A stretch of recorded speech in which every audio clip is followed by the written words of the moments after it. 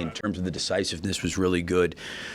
And then I thought late, we had some opportunities. We weren't great offensively, and certainly Sengun gave us a lot of problems. But I thought the entire team kept their head in the game, and I think obviously Zach's 3-point play was big, and then coming back and knocking down that three, that was 5 quick points that got us, I think, a 1-point lead at that point in time. It kind of changed the momentum of the game.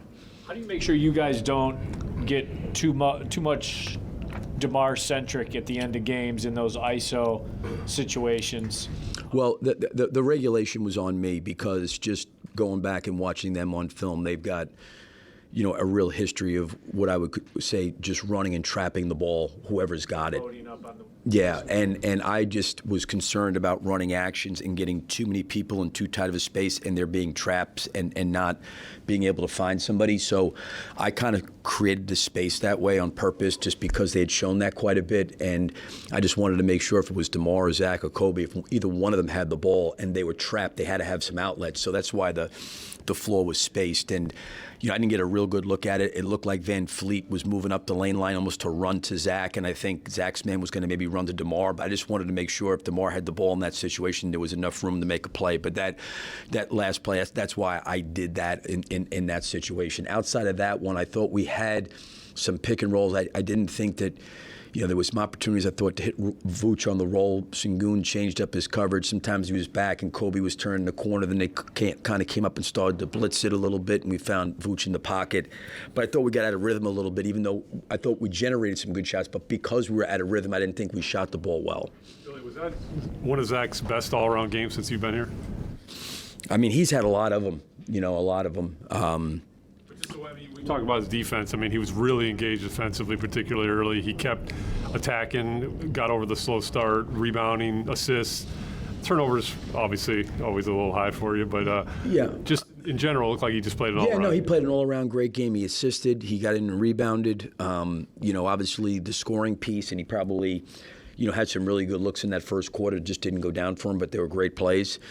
And I give him a lot of credit, because it wasn't like he was totally involved in the game coming down the stretch, but certainly in overtime he really kept his head in the game and made some big plays for us.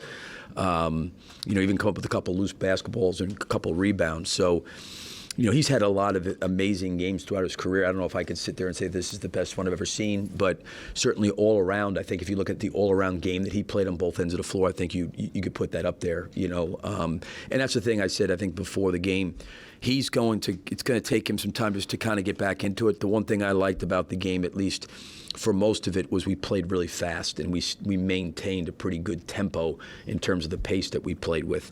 So, there'll be opportunities if we can continue to sustain that for him, in transition, in the open floor to make plays.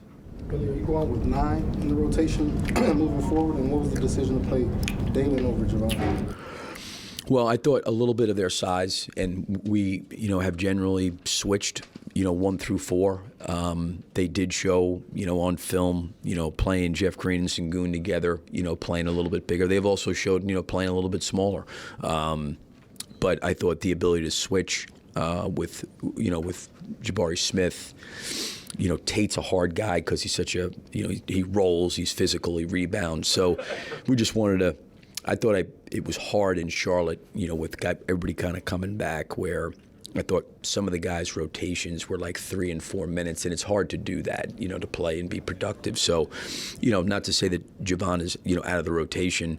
Tonight he was, but, it was just more kind of went with Dalen's size in that situation. And I think Dalen deserves to play, and so does Javon.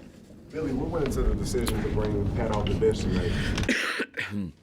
Well, I mean, I just knew that we were going to get back to starting Vooch and Zach, and Alex has been really, really good.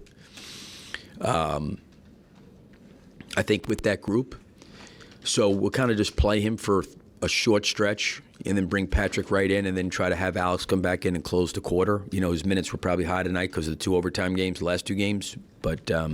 That's kind of the way we had been going. Pat had been coming off the bench, but because of some of the injuries, I had started some, Patrick had started some. We had moved around to some different Drum started, just been different starting lineups.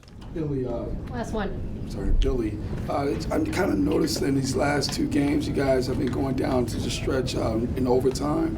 Have you been sacrificing defense for offense in the fourth quarter? It looks like the lineups are pretty consistent, like you're saying, with the offensive lineup down the stretch.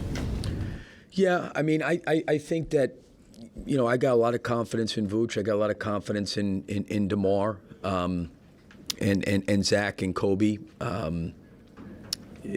It doesn't. I think there's times, where there's 15, 20 seconds to go in the game. It's one possession, and you got to get a stop, and maybe you want to put guys out there to switch or you're down. But we're going to play those guys. We're going to play those guys, and like I said, I've got confidence in those guys. Thanks, Coach. All right, thank you.